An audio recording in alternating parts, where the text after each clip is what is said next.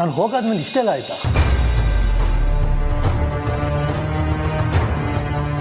ಏನೇ ಆದರೂ ಅಮೃತನ ಹಾಗೆ ಕಳಿಸಬಾರ್ದಿತ್ತು. ಹೌದು ಅತ್ತೆ, ನನಗೂ ಯಾಕೋ ಹಾಗೆ ಅನ್ನಿಸ್ತಿದೆ. ಅವಳು ಇಷ್ಟೊತ್ತಿಗೆ ಎಲ್ಲಿರ್ತಾಳೋ, ಏನು ಮಾಡ್ತಿರ್ತಾಳೋ, ನೀವೆಲ್ಲರೂ ಸ್ವಲ್ಪ ಯೋಚನೆ ಮಾಡಬೇಕಾಗಿತ್ತಲ್ವಾ? ಚಿತ್ರ, ಕರಣ್ ಒಳ್ಳೆತನ ಇರಬೇಕು, ಆದರೆ ಇಷ್ಟೊಂದು ಇರಬಾರ್ದು. ನೀವು ಯಾವತ್ತಾನೆ ಅವಳು ಪರವಾಗಿ ಮಾತಾಡಿದ್ದೀರಾ ಹೇಳಿ? ಅವಳನ್ನ ಕಂಡ್ರೆ ಸಾಕು ಕೆಂಡದ ಮೇಲೆ ನಿಂತೋರ್ ಥರ ಆಡ್ತಾ ಇದ್ರಿ. ಅರ್ಜುನ್ ಮನೇಲಿ ಇಲ್ದಿರೋ ಟೈಮ್ ನೋಡಿ ಅವಳನ್ನ ಹೊರಗೆ ಹಾಕ್ಬಿಟ್ರಿ ಅಲ್ವಾ? ನೋಡು, ಆಗೋದಕ್ಕೆಲ್ಲ ಅಂಗಾಳ ಪರಮೇಶ್ವರನೇ ಕಾರಣ ಅನ್ನೋಗೆ ಎಲ್ಲ ನನ್ನ ತಲೆ ಮೇಲೆ ಹಾಕ್ಬೇಡ. ಮನೆ ಹಿರಿಯರು ಚೆನ್ನಾಗಿದ್ರೆ ಮನೇನೂ ಚೆನ್ನಾಗಿರುತ್ತೆ, ಮನೇಲಿರೋರು ಮನಸ್ಸು ಚೆನ್ನಾಗಿರುತ್ತೆ. ನೋಡು, ನಿನ್ನಿಂದ ನಾನು ಪಾಠ ಕಲಿಬೇಕಾಗಿಲ್ಲ, ತಿಳ್ಕೊ. ಕಲ್ಸಾಗುತ್ತೆ ನನಗಿಲ್ಲ ಅಜ್ಜಿ.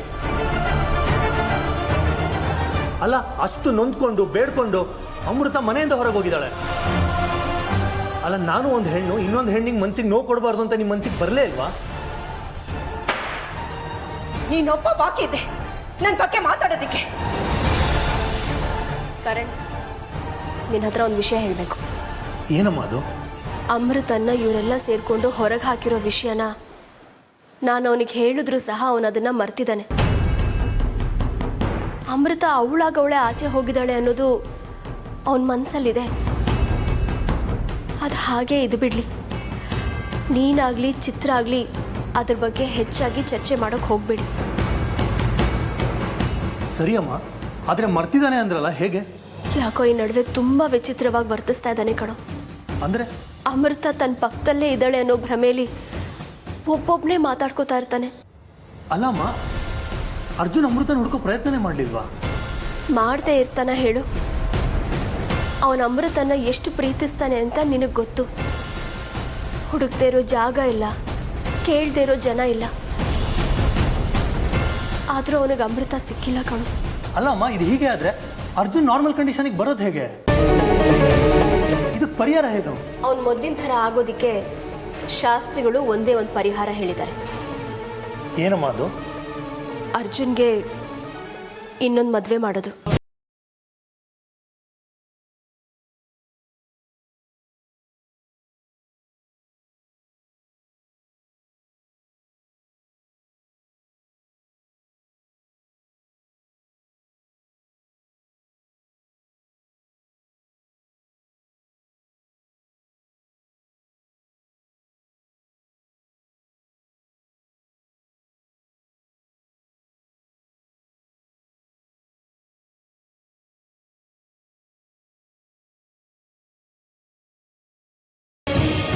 ಅವತ್ತು ನನ್ನ ದೀಕ್ಷಿನ ವಿಷಯ ಹೇಳಿದಕ್ಕೆ ನನ್ನ ಮೇಲೆ ಕೋಪ ಮಾಡಿಕೊಂಡು ಕೆಂಡದ ಮಳೆನೇ ನನ್ನ ಮೇಲೆ ಸುರಿಸ್ಬಿಟ್ಟ.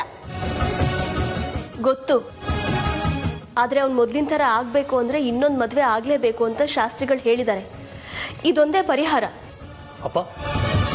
ಓ ಕನ್ನಡ, ಯಾವಾಗ ಬಂದ್ಯೋ? ಚೆನ್ನಾಗಿದೆಯಾ? ಸ್ವಲ್ಪ ಹೊತ್ತಾಯ್ತಪ್ಪ. ನೀವು ಹೇಗಿದ್ದೀರಾ? ಹಾಂ, ಸದ್ಯ ಜೀವಂತವಾಗಿದ್ದೀನಲ್ಲ ಅನ್ನೋದೇ ಸಂತೋಷ. ಚಿತ್ರ, ನೀನು ಹೇಗಿದೆಯಾ? ಚೆನ್ನಾಗಿದ್ದೀನಿ ಮಾವ. ಚಿಕ್ಕಪ್ಪ, ಚೆನ್ನಾಗಿದ್ದೀರಾ? ಹೂ ಕಣ, ಚೆನ್ನಾಗಿದ್ದೀನಿ. ಅಂದಾಗೆ ಏನೋ ಮದುವೆ ವಿಷಯ ಮಾತಾಡ್ತಿದ್ದಾಗಿತ್ತು. ಏನೋ ಚಿತ್ರನ ತಂಗಿಗೆ ಏನಾದರೂ ಮದುವೆಗಿದ್ವೆ ಫಿಕ್ಸ್ ಆಯ್ತಾ? ಅಯ್ಯೋ ಇಲ್ಲ ಮಾವ, ಅರ್ಜುನ್ಗೆ ಇನ್ನೊಂದು ಮದುವೆ ಮಾಡಬೇಕು ಅಂತಿದ್ದಾರತ್ತೆ.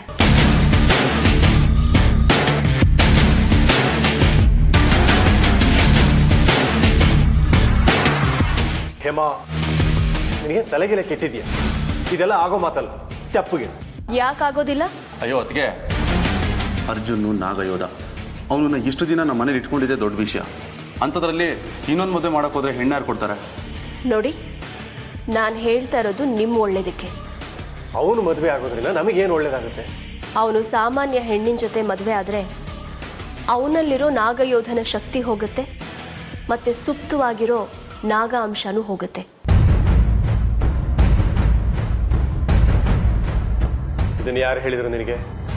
ಶಾಸ್ತ್ರಿಗಳು.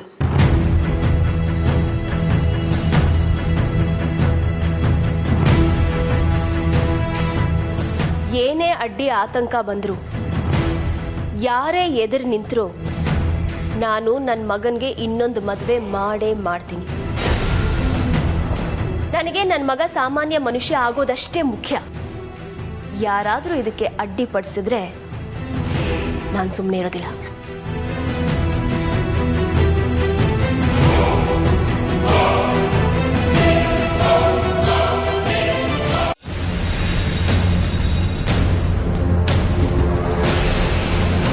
ಅರ್ಜುನ್ ದಿನ ತಿಂಡಿ ಟೈಮ್ ಕರೆಕ್ಟಾಗಿ ಬರ್ತಾ ಇದ್ದ, ಇವತ್ತು ಇಷ್ಟೊತ್ತಾದರೂ ಬರಲಿಲ್ವಲ್ಲ? ಮತ್ತೆ ಅಮೃತನ ಫೋಟೋ ನೋಡ್ತಾ ಅವಳ ಬಗ್ಗೆ ಧ್ಯಾನ ಮಾಡ್ತಿದ್ದಾನೆ ಅನ್ಸುತ್ತೆ. ಏ ಚಿತ್ರ, ಏನಾದರೂ ಹೇಳಲಿಲ್ಲ ಅಂದರೆ ನಿನಗೆ ತಿಂಡಿ ತನ್ನ ಅರ್ಗೋದಿಲ್ಲ ಅಲ್ವಾ? ನನ್ನ ಹತ್ರ ಬೈಸ್ಕೊಳ್ಳಿಲ್ಲ ಅಂದರೆ ನಿನ್ಗೆ ಸಮಾಧಾನ ಆಗೋದಿಲ್ಲ. ಅರ್ಜುನ್ ಮದುವೆನ ನಾವಿಷ್ಟು ಗಂಭೀರವಾಗಿ ತಗೊಂಡಿದ್ದೀವಿ. ನಿನ್ನ ಬಾಯಿ ನಿಟ್ಕೊಂಡು ಸ್ವಲ್ಪ ಸುಮ್ಮನಿರ್ತೀಯಾ? ಅಮ್ಮ, ಅರ್ಜುನ್ ಬಾರೋ. ಕಾರಣ ನೀನೇ ಶುರು ಮಾಡು. ಸರಿ.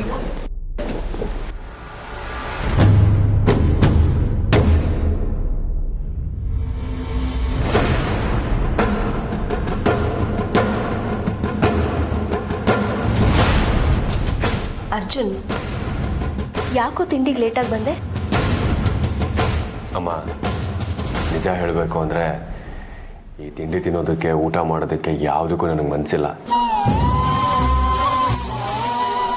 ನೀವೆಲ್ಲ ಕಾಯ್ತಾ ಇರ್ತೀರಾ, ನೀನು ಕರೆದೇನೋ ಒಂದೇ ಒಂದು ಕಾರಣಕ್ಕೆ ಬಂದೆ ಅಷ್ಟೇ. ಅರ್ಜುನ್, ಹುಟ್ಟು ಸಾವು ಅನ್ನೋದು ಹೇಗೆ ನಮ್ಮ ಕೈಲಿರೋದಿಲ್ವೋ ಹಾಗೆ ಜೀವನ ಕೂಡ ನಮ್ಮ ಕೈಲಿರೋದಿಲ್ಲ ಕಣೋ. ನಾವು ಹೀಗೆ ಇರಬೇಕು, ಇಂಥವ್ರ ಜೊತೆನೇ ಬದುಕಬೇಕು ಅನ್ನೋದನ್ನ ನಾವು ನಿರ್ಧಾರ ಮಾಡೋಕ್ಕಾಗಲ್ಲ. ಅದನ್ನು ಭಗವಂತ ನಿರ್ಧಾರ ಮಾಡಿರ್ತಾನೆ. ಬದುಕು ಹೇಗೆ ಬರುತ್ತೋ ಹಾಗೆ ಅದನ್ನು ತಗೊಂಡು ಬದುಕೋದ್ರಿಂದನೇ ಸಂತೋಷ ಸಿಗೋದು. ಅಮ್ಮ, ನೀನೇನೋ ದೊಡ್ಡ ದೊಡ್ಡ ಮಾತುಗಳು ಆಡ್ತಾ ಇದೆಯಾ, ನನಗೇನು ಅರ್ಥ ಆಗ್ತಾ ಇಲ್ಲ. ಕನ್ನಡ, ಅದ್ಯಾರು ನಿನ್ನ ಫ್ರೆಂಡ್ ಮದುವೆ ಅಂತ ಹೇಳ್ತಿದ್ದಲ್ಲ, ಏನಾಯ್ತು? ಹಾಂ ಹೌದಜ್ಜಿ.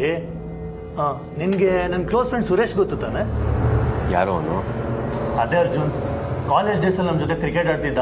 ಎಜುಕೇಷನ್ ಮುಗಿಸಿ ಸ್ಟೇಟ್ಸ್ಗೆ ಹೋದ್ನಲ್ಲ ಅವನು. ಓ ಸರಿ ಸರಿ ಸರಿ, ಅವನದು ಲವ್ ಮ್ಯಾರೇಜ್ ಅಲ್ವಾ? ಅವನ ಮದುವೆಗೆ ನೀನು ಸಪೋರ್ಟಾಗಿ ನಿಂತಿದ್ದೆ. ಹೌದೌದು, ಅವನು ತನ್ನ ಹೆಂಡತಿಗೆ ಡೈವರ್ಸ್ ಕೊಟ್ಟು ಇವಾಗ ಇನ್ನೊಂದು ಮದುವೆ ಆಗಿದ್ದಾನೆ.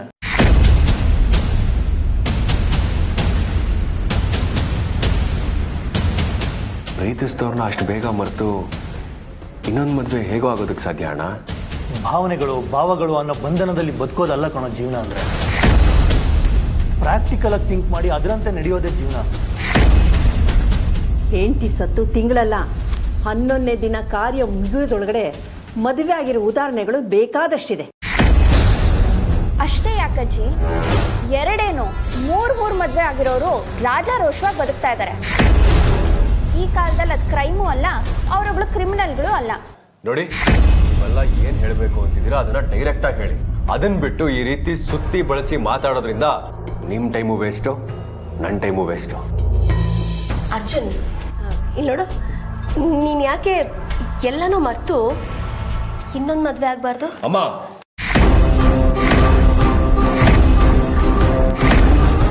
ಸುರೇಶ್ಗೇನೋ ಡಿವೋರ್ಸ್ ಆಗಿತ್ತು, ಅದಕ್ಕೆ ಇನ್ನೊಂದು ಮದುವೆ ಆಗ್ತಾ ಇದ್ದಾನೆ. ಅಲ್ಲ, ನನಗೆ ಏನಾಗಿದೆ ಅಂತ ಇನ್ನೊಂದು ಮದುವೆ ಆಗೋದಕ್ಕೆ ಬಲವಂತ ಮಾಡ್ತಾ ಇದ್ದೀರಾ. ಇಷ್ಟಕ್ಕೂ ಅಮೃತ ಅವರು ನನ್ನ ಬಿಟ್ಟು ಹೋಗಿಲ್ಲ, ಮರ್ತು ಹೋಗಿಲ್ಲ. ಮರ್ತು ಹೋಗಿಲ್ಲ, ಬಿಟ್ಟು ಹೋಗಿಲ್ಲ. ನಿನ್ನ ಮೇಲೆ ಇಷ್ಟೊಂದು ಪ್ರೀತಿ ಕಾಳಜಿ ಇದ್ದಿದ್ರೆ ಇಷ್ಟು ದಿನ ಆದರೂ ಅವಳು ನಮ್ಮನೆ ಕಡೆ ತಲೆ ಹಾಕಿದಾಳ? ಹಾಂ ಹೇಳು, ಇಷ್ಟರಲ್ಲೇ ಗೊತ್ತಾಗೋದಿಲ್ವಾ ಅವಳಿಗೆ ನಿನ್ನ ಮೇಲೆ ಪ್ರೀತಿನೂ ಇಲ್ಲ, ಏನೂ ಇಲ್ಲ ಅಂತ? ಸಮಯ ಸಿಕ್ಕಿದ್ರೆ ಸಾಕು ಅಮೃತ ಅವ್ರ ಮೇಲೆ ವಿಷ ಕಾರೋದಕ್ಕೆ ಒಂಟಿ ಕಾಲಲ್ಲಿ ನಿಂತಿರ್ತೀಯಲ್ಲ. ನೋಡೋ ಅರ್ಜುನ್, ನಾವ್ಯಾರು ನಿನ್ನ ಶತ್ರುಗಳಲ್ಲ. ನೀನು ನಮ್ಮ ಮನೆ ಮಗ. ನೀನು ನೆಮ್ಮದಿಯಾಗಿ ಸುಖವಾಗಿ ಸಂತೋಷವಾಗಿ ಬಾಳಬೇಕು ಅನ್ನೋದೇ ನಮ್ಮೆಲ್ಲರೂ ಆಸೆ. ಅದಕ್ಕೆ ಹೀಗೆ ಹೇಳ್ತಾ ಇದ್ದೀವಿ ಅಷ್ಟೇ. ಯಾವಾಗಲೂ ಪಾದರ ಸುತ್ತರ ನಗ್ನಗ್ತಾ ಇದ್ದವನು ನೀನು ಹೀಗೆ ಮಂಕಾಗಿರೋದನ್ನ ನಮ್ಮಿಂದ ನೋಡೋದಕ್ಕಾಗ್ತಿಲ್ಲ ಕಣ. ನೀನು ಮೊದಲಿನ ಥರನೇ ನಗ್ನಗ್ತಾ ಇದ್ರೇ ನಮ್ಮೆಲ್ರಿಗೂ ಸಂತೋಷ. ನೋಡು, ನಮ್ಮ ಸಂತೋಷಕ್ಕೋಸ್ಕರ ಬದುಕೋದಕ್ಕಿಂತ ಎಲ್ಲರೂ ಸಂತೋಷಕ್ಕೋಸ್ಕರ ಬದುಕೋದೇ ಒಳ್ಳೆಯದು. ನೋಡಿ, ನೀವು ಯಾರು ಏನೇ ಹೇಳಿದ್ರು ನಾನು ಇನ್ನೊಂದು ಮದುವೆ ಆಗೋದಿಲ್ಲ, ಆಗೋದಿಲ್ಲ, ಆಗೋದಿಲ್ಲ. ಇಷ್ಟೊಂದು ಮೀರಿ ನನಗೆ ಬಲವಂತ ಮಾಡಿದ್ರೆ ಈ ಮನೆ ಬಿಟ್ಟು ನಿಮ್ಮಿಂದ ದೂರ ಹೊರಟೋಗ್ತೀನಿ.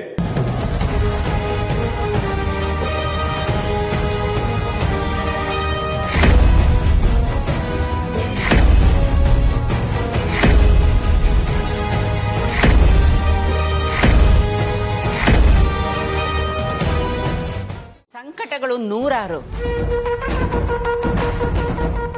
ಇರುವ ಪರಿಹಾರ 3, 6.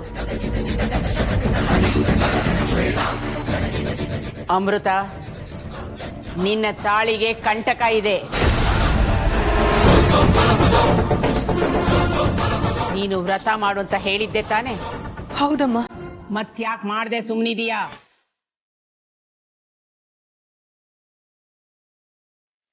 ಅವಳ ಬದಲಾಗಿ ಇದನ್ನ ನೀನೇ ಮನೆ ಸುತ್ತ ಹಾಕು.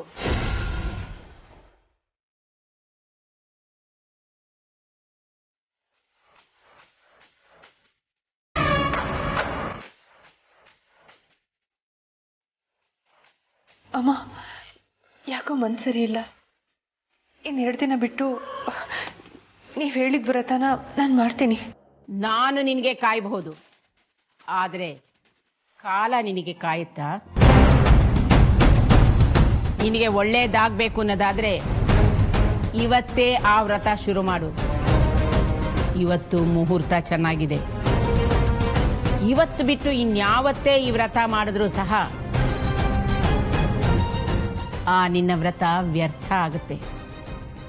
ಅತ್ತೆ, ಅವಳು ಮನ್ಸು ಸರಿ ಇಲ್ಲ ಅಂತ ಹೇಳ್ತಾ ಇದ್ದಾಳಲ್ಲ, ಪಾಪ ಅವಳು ಮನ್ಸು ಸರಿ ಹೋದ್ಮೇಲೆ ವ್ರತ ಶುರು ಮಾಡ್ತಾಳಂತೆ ಬಿಡಿ. ಏಯ್, ಈ ಮನೆಗೆ ಯಜಮಾನಿ ನಾನಾ ಇಲ್ಲ ನೀನಾ? ನೀವೇ ಅತ್ತೆ. ಈ ಮನೆಯಲ್ಲಿ ನನ್ನ ಮಾತು ನಡಿಬೇಕಾ ಇಲ್ಲ ನಿನ್ನ ಮಾತು ನಡಿಬೇಕಾ? ನಿಮ್ಮ ಮಾತು. ಮತ್ತೆ ನೀನ್ ಯಾಕೆ ಮಾತಾಡ್ತಾ ಇದೀಯಾ? ಯಾವಾಗ ಏನ್ ಮಾಡಬೇಕು, ಏನ್ ಮಾಡಬಾರ್ದು, ಏನ್ ಮಾಡಿದ್ರೆ ಒಳ್ಳೇದಾಗತ್ತೆ ಅನ್ನೋ ಸ್ಪಷ್ಟತೆ ನನಗಿದೆ. ನನ್ನ ಮಾತನ್ನು ನಿರ್ಲಕ್ಷ್ಯ ಮಾಡೋ ಉದ್ದಟತನ, ಅಧಿಕ ಪ್ರಸಂಗತನ ಬೇಡ. ಕ್ಷಮಿಸಿ ಅತ್ತೆ. ಕ್ಷಮೆ ಕೇಳೋದಕ್ಕೆ ಮುಂಚೆ ಯೋಚನೆ ಮಾಡಿ ಮಾತಾಡು. ಮಾತಾಡಿದ ನಂತರ ಕ್ಷಮೆ ಕೇಳೋದು ಯಾರಿಗೂ ಶೋಭೆ ತರಲ್ಲ. ಸಮಯವೇ ಸಾಂಬಶಿವ, ಸಮಯವೇ ಸುದರ್ಶನ. ಸಮಯಕ್ಕೆ ಸರಿಯಾಗಿ ಜನನ ಮರಣ. ಸಮಯವೇ ಆದಿ, ಸಮಯವೇ ಅಂತ್ಯ, ಸಮಯವೇ ಸರ್ವಸ್ವ. ಇದನ್ನು ಅರಿತವನು ಮಹಾತ್ಮ, ಅಳಿದವನು ದುರಾತ್ಮ. ನೋಡು ಅಮೃತ, ಸಮಯಕ್ಕೆ ಸರಿಯಾಗಿ ಮಾಡದ ಪೂಜೆ, ಸಮಯಕ್ಕೆ ತಿನ್ನದ ಅನ್ನ, ಸಮಯಕ್ಕೆ ಮಾಡದ ದಾನ ಧರ್ಮ, ಸಮಯಕ್ಕೆ ಮಾಡದ ನಿದ್ರೆ, ಇದ್ಯಾವುದು ಫಲ ಕೊಡೋದಿಲ್ಲ. ಇವತ್ತಿನ ಮುಹೂರ್ತ ಬಿಟ್ರೆ ಇಂಥ ಮುಹೂರ್ತ ಬರಬೇಕಾದ್ರೆ ಕಾಯ್ಬೇಕಾಗತ್ತೆ. ಈಗಲೇ ದೇವಸ್ಥಾನಕ್ಕೆ ಹೋಗಿ ನಾನು ಹೇಳಿದ ವ್ರತ ಮಾಡು. ಸರಿ ಅಮ್ಮ. ನಿಂತ್ಕೋ. ಶುಭ ಕಾರ್ಯಕ್ಕೆ 100 ಅಪಶಕುನ ಅನ್ನೋ ಮಾತು ಕೇಳಿದೆಯಲ್ವಾ? ಹಾಗೆ ನಿನ್ನ ವ್ರತಭಂಗಕ್ಕೆ 100 ವಿಘ್ನಗಳು ಬರಬಹುದು. ಹಾಗೆ ನಿನ್ನ ಮನಸ್ಸು ಸಾಕಷ್ಟು ಚಂಚಲ ಆಗಬಹುದು. ಅದಕ್ಕೆ ನೀನು ಹೆದರಿ ನಿನ್ನ ಗುರಿನ ಮುಟ್ಟೋದಿಲ್ಲ. ಆ ವ್ರತದ ಫಲ ನಿನಗೆ ಸಿಗೋದಿಲ್ಲ.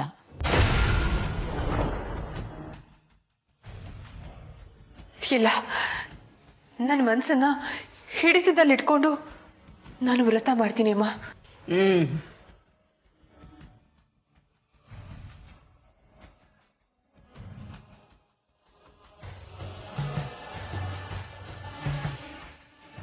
ಅಮೃತ, ಅದೇನು ಮಾಡಬೇಕು ಇವತ್ತೇ ಮಾಡಿ ಮುಗಿಸ್ಬಿಡಮ್ಮ. ಸರಿ.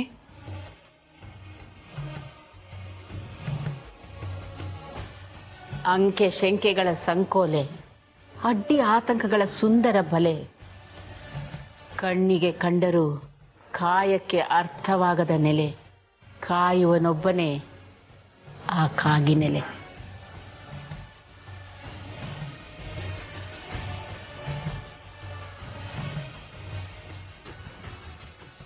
ಪರಮೇಶ್ವರ, ಈಗ ನೀನೇ ನನ್ನನ್ನು ಕಾಪಾಡಬೇಕು.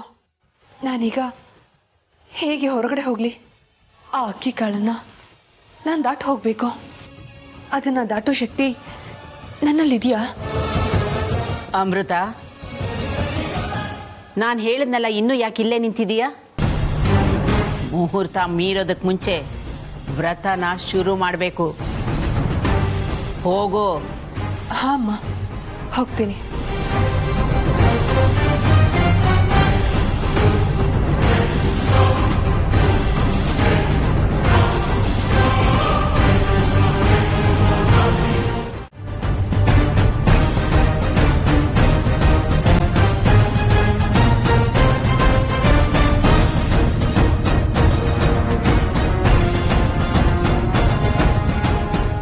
ಶಾಸ್ತ್ರಿಗಳು ಹೇಳಿದಾಗೆ ಹೆಣ್ಣು ನಮ್ಮ ಅರ್ಜುನಿಗೆ ಸಿಕ್ಕಿ ಅವನಲ್ಲಿರೋ ನಾಗಾಂಶ ಎಲ್ಲ ಹೋಗಿ ಸಾಮಾನ್ಯ ಮನುಷ್ಯನಾಗ ಹಾಗೆ ಆಶೀರ್ವಾದ ಮಾಡಪ್ಪ.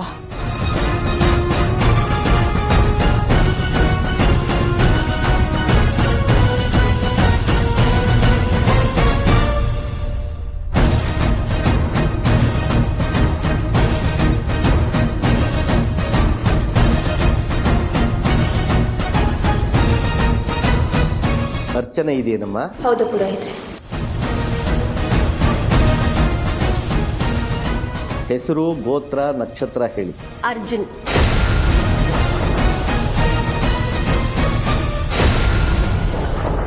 ಯಾಕೆ ಹೀಗೆ ನಿಂತ್ಬಿಟ್ರಿ? ಇದೇ ಹೆಸರು, ಗೋತ್ರ, ನಕ್ಷತ್ರದಲ್ಲಿ ಈಗ ತಾನೇ ಒಂದು ಹುಡುಗಿ ಅರ್ಚನೆ ಮಾಡಿಸಿದ್ಲು.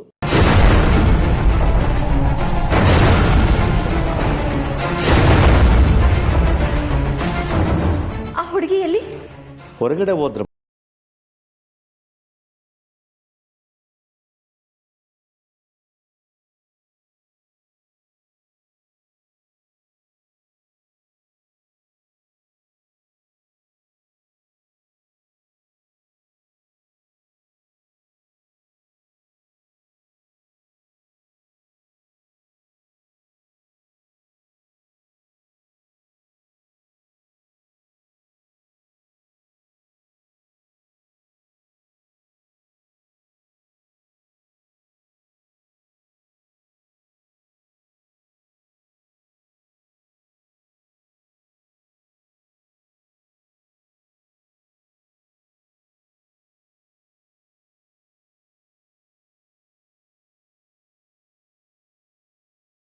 ಸಂಬಂಧಗಳು ಬೆಸೆಯೋಕೆ, ಹೊಸ ಹೆಣ್ಣು ಗಂಡಿಗೆ ಕಂಕಣ ಬಲ ಕೂಡಿ ಬರೋಕೆ ಅಶ್ವತ್ಥ ವೃಕ್ಷನೂ ಕಾರಣ ಆಗತ್ತೆ ಅಂತಾರೆ ಹಿರಿಯರು.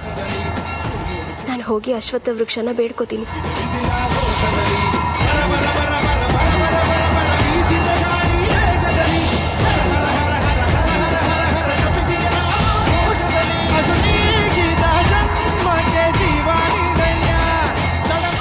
ವೃಕ್ಷರಾಜ, ನಮ್ಮ ಅರ್ಜುನ್ಗೆ ಇನ್ನೊಂದು ಮದುವೆ ಮಾಡಬೇಕು ಅಂತ ಶಾಸ್ತ್ರಿಗಳು ಹೇಳಿದ್ರು.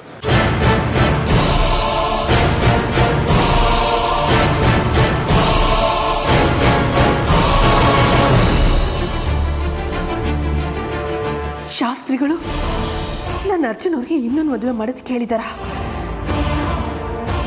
ಇದನ್ನ ನನ್ನ ಕೈಯಲ್ಲಿ ನಂಬೋದಕ್ಕಾಗ್ತಾ ಇಲ್ಲ. ನನ್ನ ಮತ್ತೆ ಅರ್ಜುನ್ ಅವ್ರ ಪ್ರೀತಿ ಎಂಥದ್ದು ಅಂತ ಗೊತ್ತಿದ್ರು ಸಹ ಶಾಸ್ತ್ರಿಗಳು ಯಾಕೆ ಹೀಗೆ ಹೇಳಿದ್ರು? ನಾನು ಒಂದು ಹೆಣ್ಣಾಗಿ ಅಮೃತಂಗೆ ಅನ್ಯಾಯ ಮಾಡೋ ಮನಸ್ಸಂತೂ ಖಂಡಿತ ಇಲ್ಲ. ಮತ್ತೆ ಅಮೃತನ್ನ ಮನೆಗೆ ಕರ್ಕೊಂಡು ಬರಬೇಕು ಅಂತ ತುಂಬಾ ಅನಿಸ್ತಾ ಇದೆ. ಅವಳಿವಾಗ ಎಲ್ಲಿದ್ದಾಳೋ ಹೇಗಿದ್ದಾಳೋ ಅನ್ನೋದು ಗೊತ್ತಿಲ್ಲ. ಆದ್ರೆ ಅವಳು ಎಲ್ಲೇ ಇದ್ರೂ ಆರೋಗ್ಯವಾಗಿ ಸುರಕ್ಷಿತವಾಗಿರ್ಲಿ ಅಂತ ಹಾರೈಸ್ತೀನಿ. ಅತ್ತೆ, ನಿಮ್ಮ ತಾಯಿ ಹೃದಯನ ನೋಡಿ ನನಗೆ ಸಂತೋಷ ಆಗ್ತಾ ಇದೆ. ನಿಮ್ಮಂತವ್ರ ಜೊತೆ ಬದುಕೋ ಅವಕಾಶ ಆ ದೇವರು ನನ್ನಿಂದ ಕಿತ್ಕೊಂಡಲ್ಲ ಅಂತ ಸಂಕಟನೂ ಆಗ್ತಾ ಇದೆ. ಎಲ್ಲಿ ಹೋದ್ಲು ಇವಳು?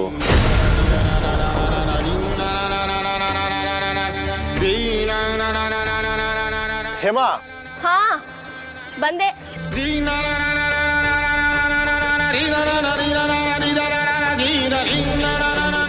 ರೀ, ಏನು?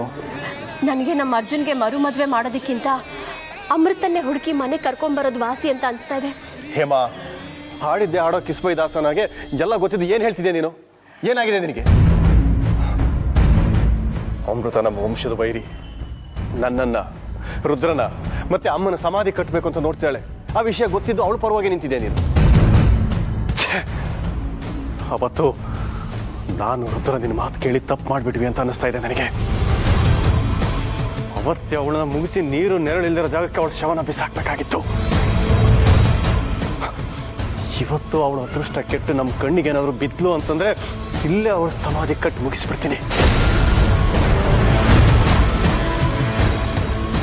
ಆ ನಾಗಿಣಿಯಿಂದ ನಮಗಿಷ್ಟೆಲ್ಲ ಆಗಿದೆ ಅಂತ ಗೊತ್ತಿದ್ರು ಅವಳಿಗೋಸ್ಕರನೇ ನೀನು ಚಡಪಡಿಸ್ತಿದೀಯ ಅಂತಂದ್ರೆ ನಿನಗೂ ನಮ್ಮ ಸಾವೇ ಬೇಕಾಗಿದೆ ಅಂತ ಅನಿಸ್ತಾ ಇದೆ ನನಗೆ. ರೀತಿನಲ್ಲಿ ನೀನು ನಮ್ಮ ಶತ್ರುನೇ. ಏನ್ರಿ ಇಂಥ ಮಾತಾಡ್ತಾ ಇದ್ದೀರಾ? ಮತ್ತಿನ್ನೇನು ನೋಡು, ಇನ್ನೊಂದು ಸಲ ಆ ವಿಷಕನ್ಯ ವಿಷಯ ನಿನ್ನ ಬಾಯಲ್ಲಿ ಬಂತು ಅಂದ್ರೆ ಇದನ್ನೆಲ್ಲ ಮುಗಿಸ್ಬಿಡ್ತೀನಿ.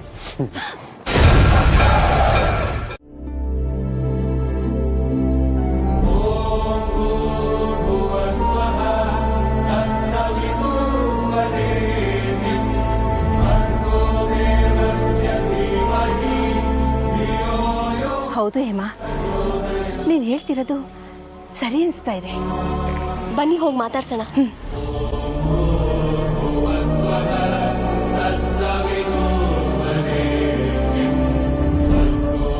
ಏನಮ್ಮ, ನಿನ್ನ ಹೆಸರೇನು?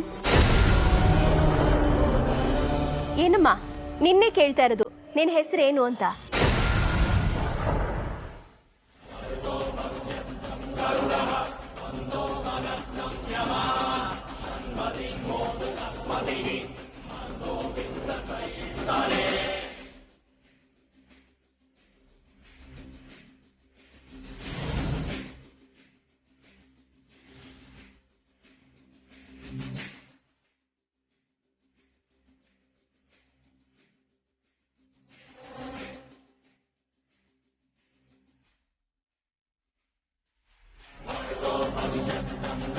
ಈ ಹುಡುಗಿ ಎಷ್ಟು ಚೆನ್ನಾಗಿದ್ದಾಳೆ, ಎಷ್ಟು ಲಕ್ಷಣವಾಗಿದ್ದಾಳೆ.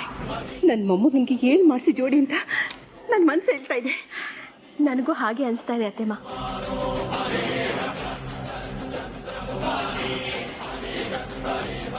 ತೋಳ ಕುರಿಗಳನ್ನ ಹುಡುಕೊಂಡು ಹೋಗ್ಬೇಕು, ಆದ್ರೆ ಕುರಿಗಳು ತೋಳನ ಹುಡುಕೊಂಡು ಬರೋ ಹಾಗೆ ನೀವು ನನ್ನ ಹತ್ರಕ್ಕೆ ಬಂದಿದ್ದೀರಾ. ಅಂದ್ರೆ ಬಲಿಪೀಠಕ್ಕೆ ಬರೋ ಬಲಿ ಪಶುಗಳ ತರ. ಬನ್ನಿ ಬನ್ನಿ. ನನ್ನ ಹೆಸರು ನಾಗಮಣಿ. ನಾಗಮಣಿನ? ನಿನ್ನ ಹೆಸರು ಚೂಡಾಮಣಿ ಅಂತ ಇಡಬೇಕಿತ್ತು. ಅಷ್ಟು ಲಕ್ಷಣವಾಗಿದೆಯಾ?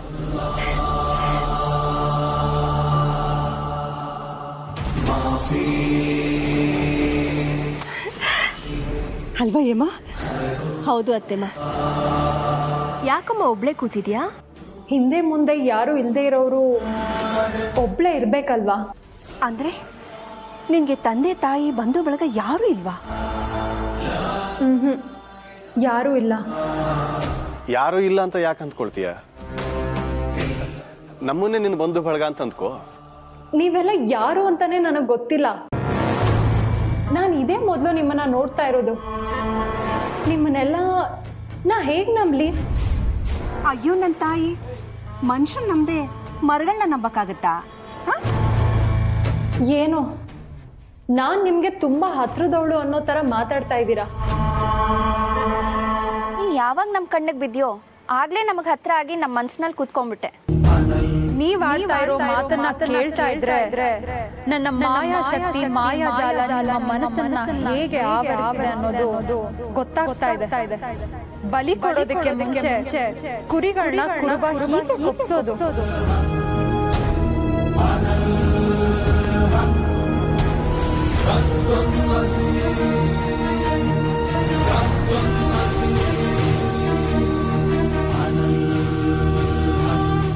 ನನಗೆ ನನ್ನ ಬಗ್ಗೆ, ನನ್ನ ತಂದೆ ತಾಯಿ ಬಗ್ಗೆ ವಿಚಾರಿಸಿದ್ರೆ ಅಳು ತಡ್ಕೊಳಕ್ ಆಗೋದಿಲ್ಲ.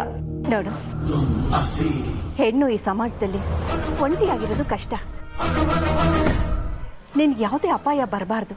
ಅದಕ್ಕೆ ನೀನು ನಮ್ಮ ಜೊತೆ ನಮ್ಮ ಮನೆಗೆ ಬಂದ್ಬಿಡು. ಇವತ್ತು ನಿನಗೂ ನಮಗೂ ಸಂಬಂಧ ಇಲ್ಲದೆ ಇರಬಹುದು, ಮುಂದೆ ಸಂಬಂಧ ಬೆಸಿಬಹುದು. ನನಗೆ ಯಾಕೋ ನೀವು ಹೇಳ್ತಿರೋದು ಒಂಚೂರು ಸರಿ ಕಾಣಿಸ್ತಿಲ್ಲ. ನಿಮ್ಮ ದಾರಿ ನೀವು ನೋಡ್ಕೊಳ್ಳಿ, ನನ್ನ ದಾರಿ ನಾನು ನೋಡ್ಕೋತೀನಿ. ಹಾಗನ್ಬೇಡ, ನೀನೊಂದು 4 ದಿನ ನಮ್ಮ ಮನೇಲಿರು. ನಾವು ನಮ್ಮ ವರ್ತನೆ ನಮ್ಮ ಮನೆ ಇಷ್ಟ ಆದರೆ ಇರು. ಹಾಗೊಂದು ವೇಳೆ ಇಷ್ಟ ಆಗ್ಲಿಲ್ವಾ, ಹೇಳ್ದೆ ಕೇಳ್ದೆ ಮನೆಯಿಂದ ಹೊರಟ್ಬಿಡು. ಹೌದೌದು, ಹಾಗೆ ಮಾಡಿಬಿಡು. ನೀವೆಲ್ಲ ಇಷ್ಟೊಂದು ಆತ್ಮೀಯತೆಯಿಂದ ಮಾತಾಡ್ತಿದ್ದೀರಾ ಅಂದಮೇಲೆ ನನಗೆ ನಿಮ್ಮ ಮೇಲೆ ನಂಬಿಕೆ ಬರ್ತಿದೆ.